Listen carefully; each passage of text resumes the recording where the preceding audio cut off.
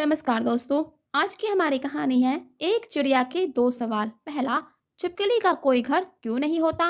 दूसरा, छिपकली मनुष्य के घर में उसके साथ क्यों रहती है। तो दोस्तों, बिना किसी देरी के शुरू करते हैं आज की हमारी कहानी। एक बार एक राजा जंगल में शिकार खेलने जाता है।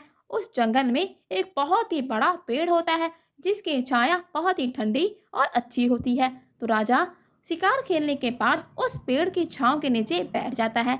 उस पेड़ पर एक बहुत ही प्यारी और खूबसूरत सी चिड़िया का घोंसला होता है। चिड़िया राजा को देखते ही राजा के पास आ जाती है और कहने लगती है, हे राजन, मेरे आपसे दो सवाल हैं। तो राजा बोलते हैं, पूछो अपने सवाल, हम कोशिश करेंगे कि तुम्हारे सवालों का सही सही उत्तर दे पाएं। तो चिड़िया कहती है, मेरा पहला सवाल है कि छिपकली का अपना कोई भी घर क्यों नहीं होता। और दूसरा सवाल कि छिपकली मनुष्य के बीच में उन्हीं के घर में क्यों रहती है। तो राजन कहते हैं, हे चिड़िया, अब तुम हमारी बात ध्यान से सुनो। जब ये सृष्टि बनी तो सभी ने अपने अपने तरीके से अपने अपने रहने का जुगाड़ कर लिया। मनुष्य के पास दिमाग था तो उसने ईंट पत्थर से लिपाई पुताई करके अपने रहने के लिए घर बनाया। और दूसरे अन्य जीवों ने भी किसी न किसी तरीके से अपने लिए रहने की व्यवस्था कर ली। लेकिन लेकिन छिपकली ने ऐसा नहीं किया, क्योंकि क्योंकि नर छिपकली बहुत ही आलसी होता है। उसको चुपचाप बैठे बैठे खाने की आदत होती है। बेचारी मादा छिपकली ही उसके लिए कीड़े मकोड़े मार कर लेके आती है और नर छिपकली उन्हें खाकर सो जाता है और जाड़ों के दिनों में चट्टान के ऊपर बैठकर धूप सेक लेता है। और फिर बरसात के दिनों में किसी चट्टान की दरार के बीच घुसकर अपना गुजारा कर लेता है। और ऐसे ही गर्मी के दिनों में चट्टान की छांव के नीचे बैठकर अपना गुजारा कर लेता है, क्योंकि क्योंकि उसका मानना था कि खाओ पियो और ऐश करो, इसीलिए वो घर बनाने में दिलचस्पी नहीं लेता था। मादा छिपकली बहुत बार उसको समझाती कि वो भी अपना घर बनाए और फिर हम उस घर में खुशी खुशी रहेंगे। वो हमेशा ही मादा छिपकली को कुछ ना कुछ झूठा आश्वासन दे देता और फिर से घर बनाने की बात को टाल देता। बेचारी भोली मादा छिपकली हर बार उसकी बातों में आ जाती। और फिर मादा छिपकली एक दिन भोजन की तलाश में पास के ही गांव में जाती है।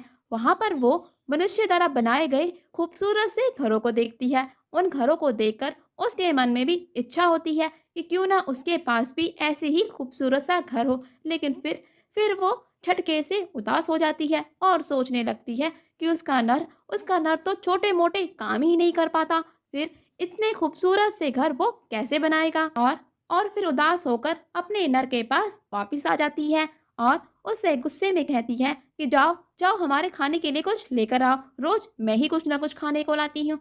और फिर रोने लगती है और नर को बहुत कुछ उल्टा सीधा बोल देती है और कहती है, जाओ जाओ, देख कर आओ, इन मनुष्य के घर कितने प्यारे कितने खूबसूरत हैं। क्या तुम ऐसा घर नहीं बना सकते।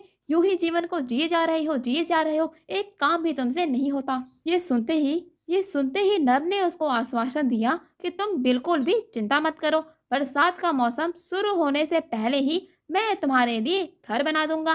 बेचारी भोली भारी मादा उसकी बातों में आ जाती है और अपने घर के सुनहरे सपने देखने लगती है। तो फिर कुछ समय ऐसे ही बीत जाता है। अब बरसात का मौसम शुरू ही होने वाला होता है कि मादा छिपकली अपने नर से कहती है कि ये लो, बरसात आने वाली है, तुमने घर बनाया, घर का काम शुरू किया।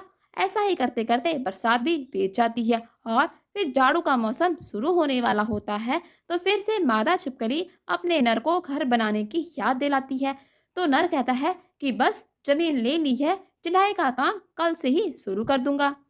और अब जब भी छिपकली उसे घर के बारे में पूछती तो वो कुछ ना कुछ झूठी बात बनाकर उसे बता देता। और मादा छिपकली इतनी भोली भाली थी कि हर बार उसकी बातों में आ जाती। और फिर एक दिन बहुत ही गर्मी का दिन होता है और छिपकली जोर जोर से रोने लगती है। इतने में नर आता है और पूछता है कि तुम क्यों रो रही हो। तो छिपकली कहती है कि मुझे तुमसे एक घर चाहिए, मैंने तुमसे कुछ नहीं मांगा, सिर्फ एक घर मांगा, तुम मुझे वो भी नहीं दे सके। देखो देखो, बाहर कितनी गर्मी है और रहने का कोई ठिकाना नहीं। ये चट्टान भी कभी भी खिसक सकती है, सोचो सोचो, फिर हम कहाँ रहेंगे। तो नर नर उसे बहुत समझाता है लेकिन छिपकली नहीं मानती और वो बस रो ही जाती है, रोती रहती है, बहुत रोती है। इतने में नर कहता है कि तुम शांत हो जाओ, मैं अभी अभी तुम्हारे लिए कुछ खाने को लाता हूँ और साथ में ही मनुष्य के मकान भी देख आऊंगा और फिर तुम्हारे रहने का इंतजाम करता हूँ।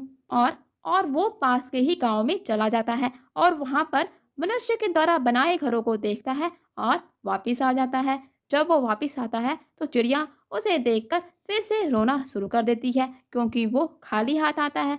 तो फिर नर उसे कहता है, पगली पगली रोती क्यों हो, मैं खाली हाथ आया हूँ। ये सोचकर, पगली मैं खाली हाथ नहीं आया हूँ, बल्कि तुम्हारे लिए रहने के लिए घर बना के आया हूँ, चलो मेरे साथ। और मादा छिपकली को उसी गांव में ले आता है और कहता है, देखो देखो कितने सारे घर हैं, ये सब हमारे ही घर हैं। यहाँ पर हमें खाने के लिए कीड़े मकोड़े भरपूर मात्रा में मिलेंगे। तो मादा छिपकली बोले, अरे हाँ, यहाँ तो मैं रोज आती थी, लेकिन मैंने कभी इस तरीके से सोचा ही नहीं। और दोनों ही एक घर में घुस जाते हैं। घर में घुसते ही नर छिपकली दीवार के साथ चिपक जाता है और फिर वहीं रहने लगता है। और तब से ही छिपकली मनुष्य के घर में रहने लगी। तो दोस्तों, इस कहानी से हमें यही सीखने को मिलता है कि आलसी लोगों का कभी भी उत्थान नहीं हो सकता।